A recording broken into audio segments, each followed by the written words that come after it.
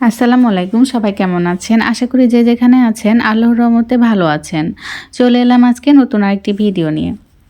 একটা আপু আমাকে কমেন্ট করেছেন, তিনি জানতে চেয়েছেন আমি ইউটিউব থেকে টাকা ইনকাম করা শুরু করেছি কিনা।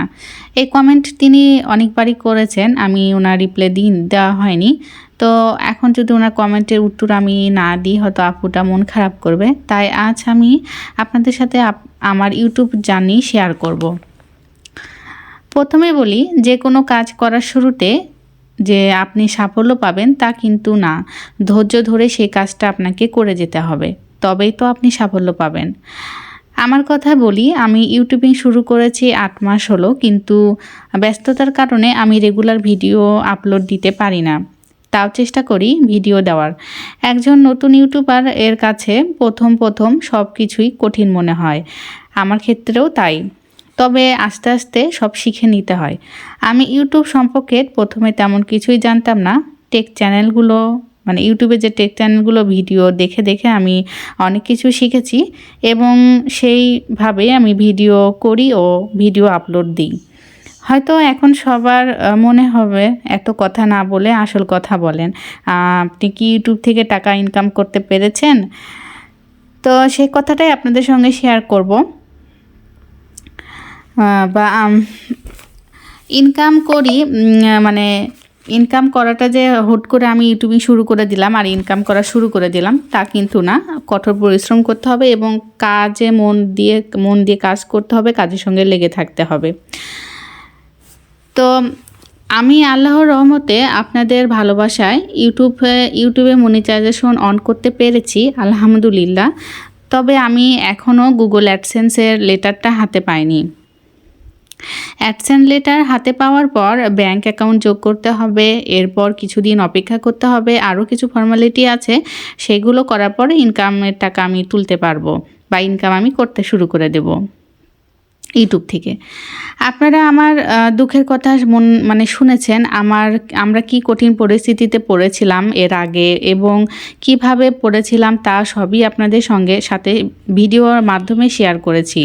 অনেক কষ্ট করে একটু মাথা তুলে দাঁড়াতে পেরেছি। সারাদিন আমাকে অনেক পরিশ্রম করতে হয় শুধুমাত্র নিজের সংসারটাকে একটু ভালো করে চালানোর জন্য।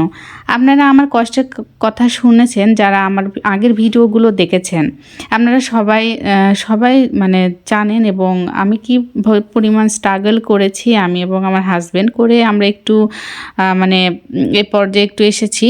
তো এখনও স্ট্রাগল করে যাচ্ছি।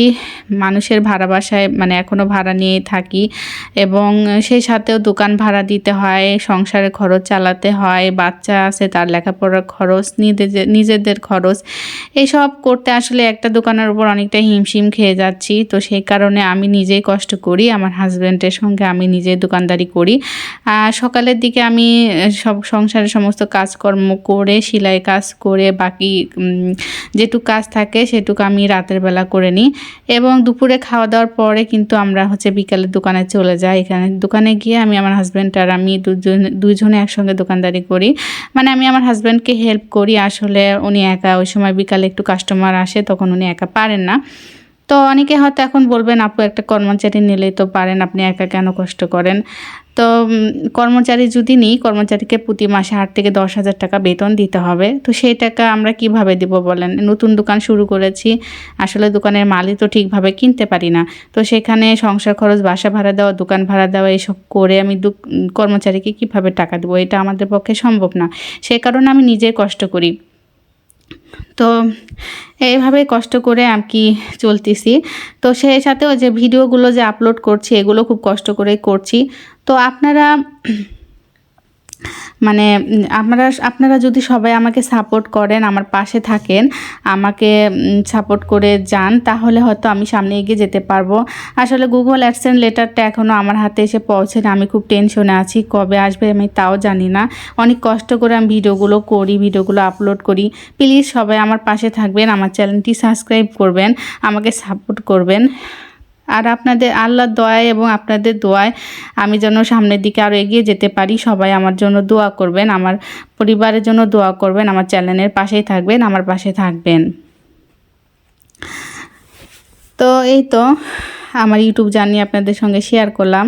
আসলে একটা কিছু করবেন আর হুট করে ইনকাম শুরু করে দিবে তা কিন্তু না, একটু ধৈর্য এবং সহ্য দুটোই করতে হবে। চেষ্টা করলে সবই সম্ভব, কোনো কিছুই কিন্তু অসম্ভব না, তাই চেষ্টা করতে হবে। চেষ্টা করে দেখেন, আপনারাও পারবেন ইনশাআল্লাহ। তো আজকে আমি এটা হচ্ছে একটা পায়জামা তৈরি করছি। এটা হলো প্যান্ট পায়জামা তৈরি করেছি, আর প্যান্ট পায়জামাতে আমি লেস দিয়ে একটু ডিজাইন করেছি, সেটা আপনাদের সঙ্গে শেয়ার করলাম। যারা ভিডিওটি দেখছেন তারা হয়তো বুঝতে পারবেন আমি কিভাবে সেলাইটা করেছি। তো এই যে দেখেন, দেখতে কিন্তু অনেক সুন্দর লাগছে। প্যান্ট পায়জামাতে এরকম সাধারণ লেস দিয়ে ডিজাইন করলে দেখতে অনেকটা সুন্দর লাগে, একদম রেডিমেড পায়জামার মতো লাগে।